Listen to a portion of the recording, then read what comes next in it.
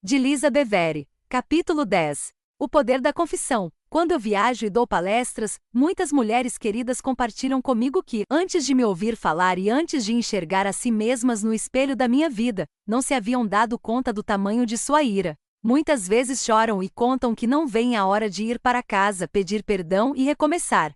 Talvez você esteja se sentindo dessa forma.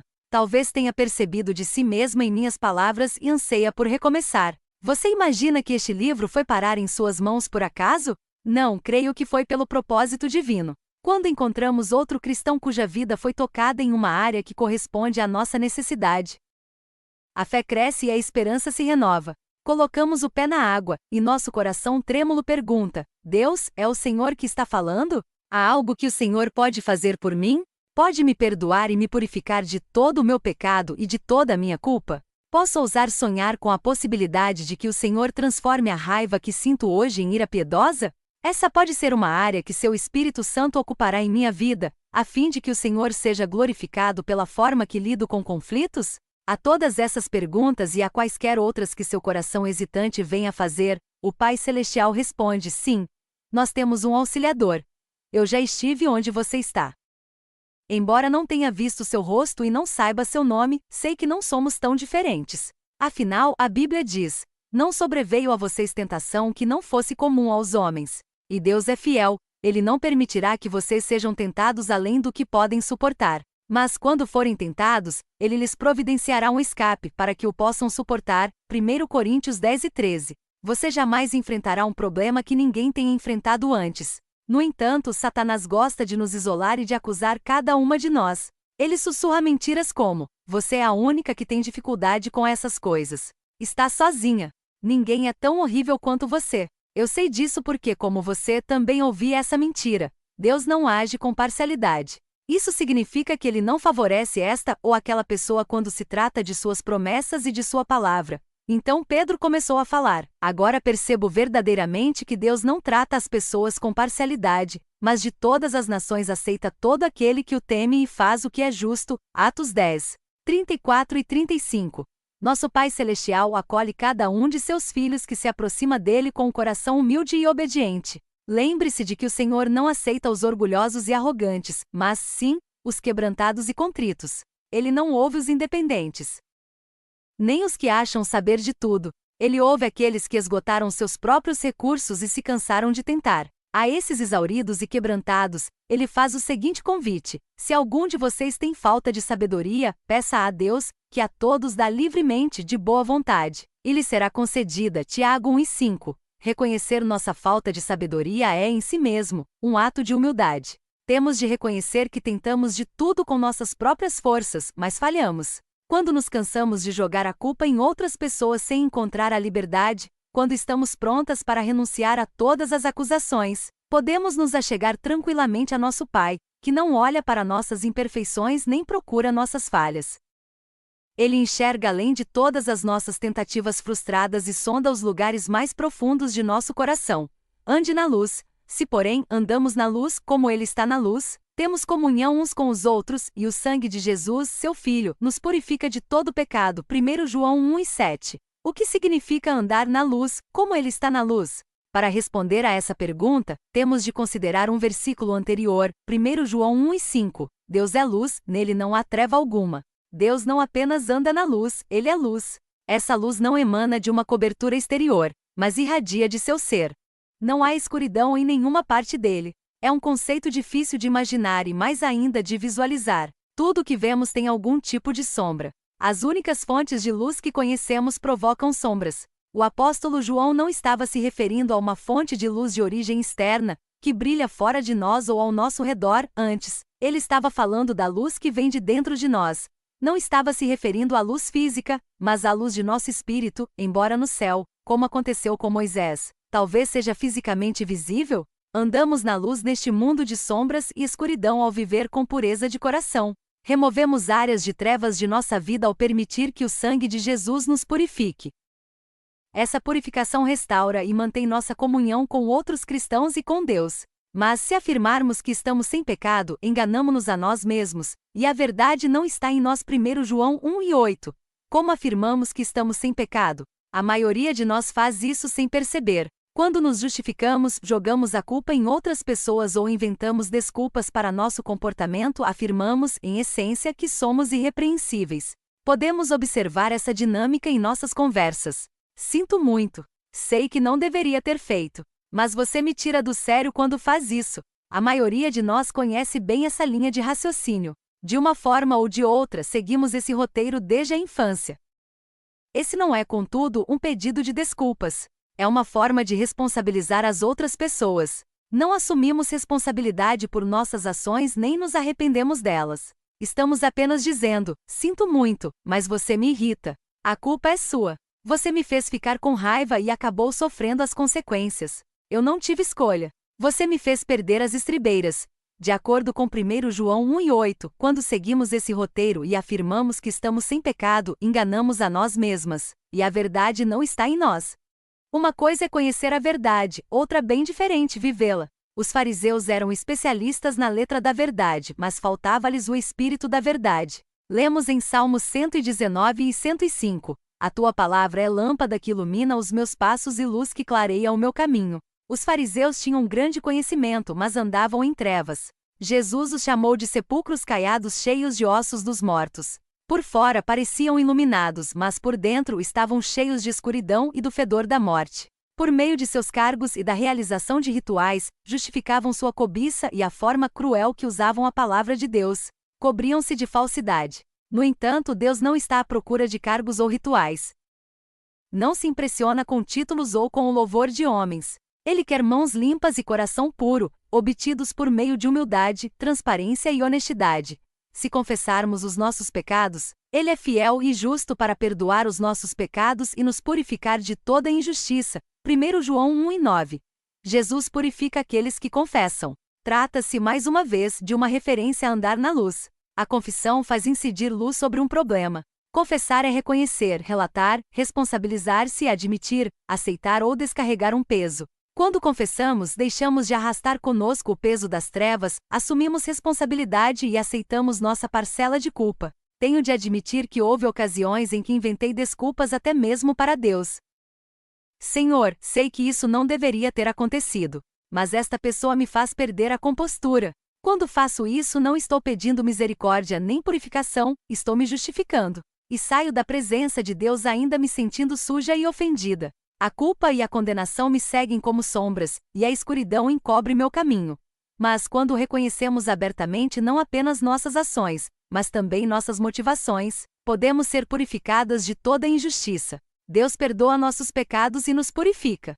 Pouco tempo atrás, comprei para nosso filho Alexander uma camiseta nova que ele queria muito. Infelizmente, na primeira vez que ele a usou, derramou alguma coisa nela. Então, trouxe a camiseta para casa, mostrou-a a mim, olhou-me com seus grandes olhos castanhos e disse: "Sinto muito, mãe." Não deu nenhuma explicação, não culpou ninguém. Apenas: "Sinto muito, mãe, como eu poderia ficar brava?" Sabia que ele estava chateado por ter manchado a camiseta. "Não tem problema", disse-lhe eu. "Vou tentar remover a mancha." Ele foi bastante honesto sobre o que havia acontecido e cativante. Resolvi lavar algumas roupas de imediato. Com 4 meninos, encontro roupas para lavar a qualquer momento. Tomei todas as medidas necessárias antes de colocar a camiseta na máquina, e como ele me havia mostrado a mancha assim que aconteceu, consegui removê-la por completo. Ele sabia que estava perdoado, mas depois se sentiu restaurado. Não encontraria vestígios da mancha ao olhar para a camiseta. Creio que esse episódio ilustra o que acontece quando confessamos nosso pecado com sinceridade. Somos perdoadas, as manchas de nosso pecado são tratadas com o sangue de Cristo e são inteiramente removidas de nosso coração. Deus está disposto a nos perdoar e é capaz de fazê-lo, mas quando não confessamos nossos pecados de acordo com a verdade que está em nós, permanecemos manchadas com nossa iniquidade.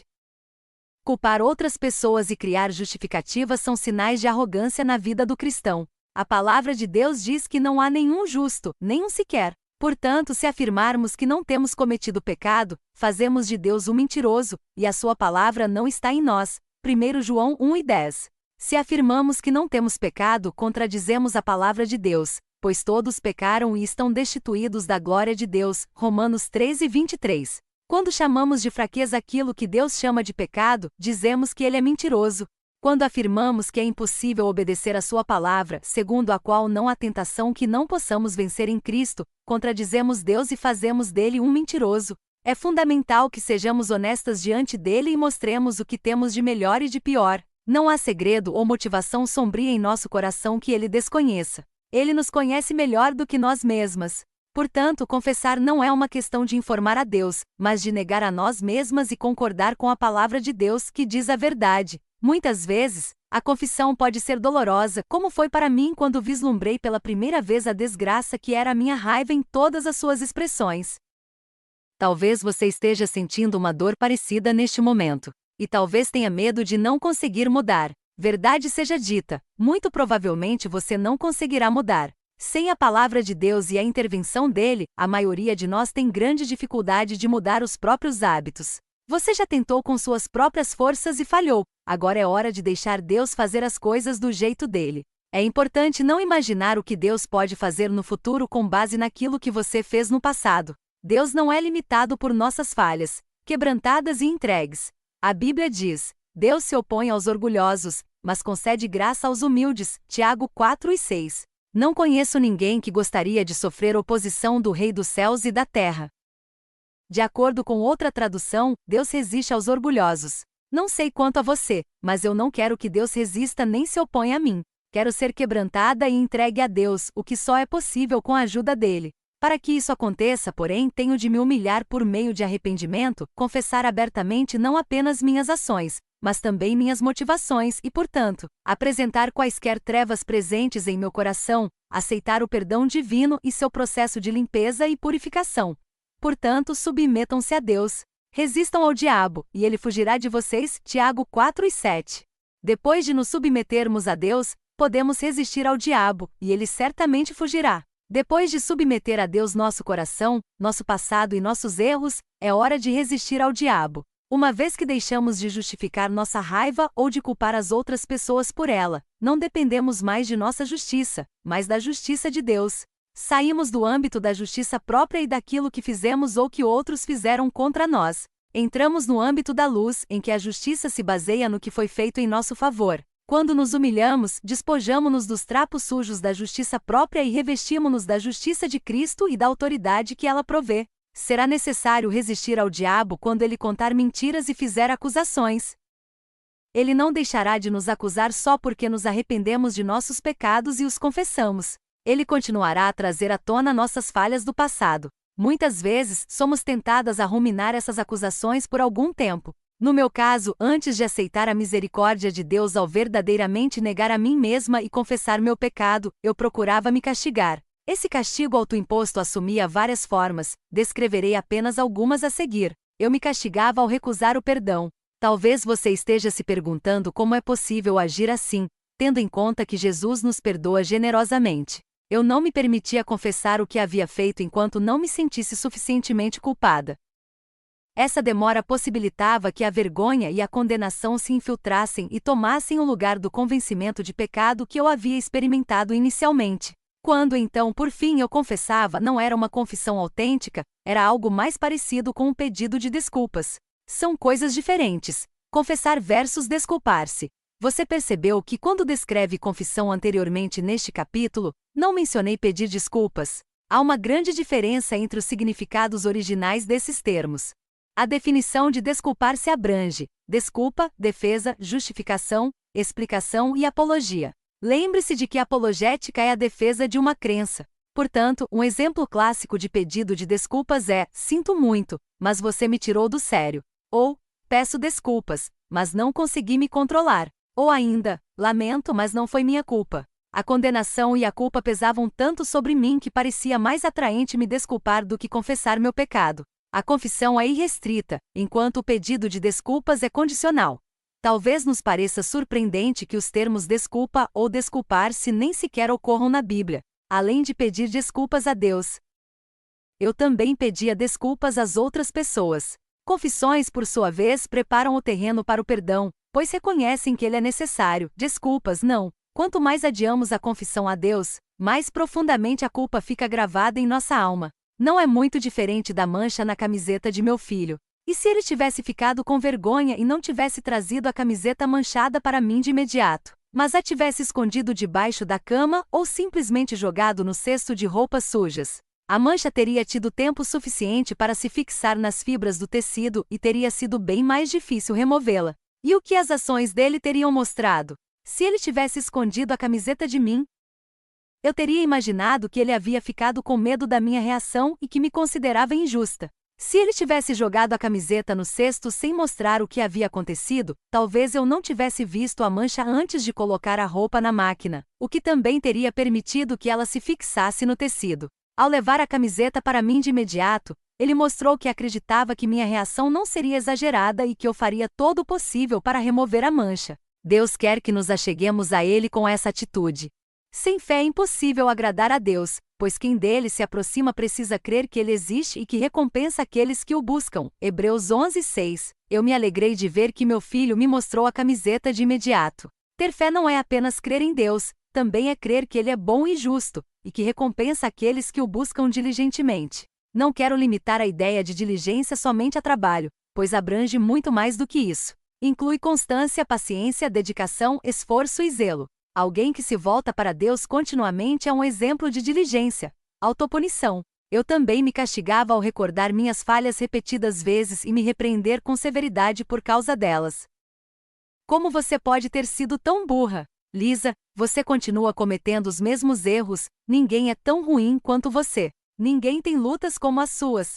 Todos são cristãos melhores e mais fortes do que você. Ao permitir que esses diálogos interiores cheios de acusação permanecessem em minha mente, eu esperava evitar outras infrações e usava a vergonha como elemento motivador para novos comportamentos. Essa abordagem aumentava a consciência do pecado em minha vida, a ponto de me sufocar. Eu imaginava que as vozes acusadoras eram pensamentos de Deus a meu respeito. Quando eu me dirigia a Ele em oração, um coral de acusações me impedia de ouvir sua voz mansa e suave.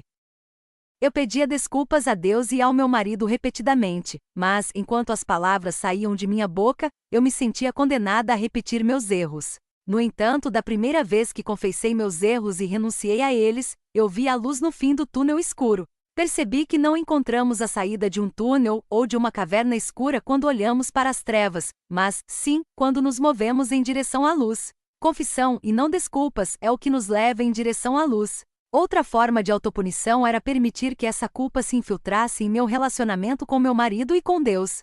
Eu imaginava que eles não me haviam perdoado de verdade. Afinal, como poderiam se eu mesma ainda não me havia perdoado? Essa ideia me levava a construir um muro mental e me posicionar na defensiva. Deus não diz, castigue-se, martirize-se e quando tiver pagado o preço, venha a mim. Não. Ele deseja que não pequemos quando ficarmos iradas. Ele deseja que o sol não se ponha sobre nossa ira para com as outras pessoas e em relação a nós mesmas. Em Atos 3, 19 e 20, Pedro se dirigiu aos mesmos judeus que pediram a crucificação de seu Senhor. Arrependam-se, pois, e voltem-se para Deus, para que os seus pecados sejam cancelados, para que venham tempos de descanso da parte do Senhor. Nessa passagem, Pedro fala a uma grande multidão, mas sua mensagem tem aplicação pessoal em nossa vida.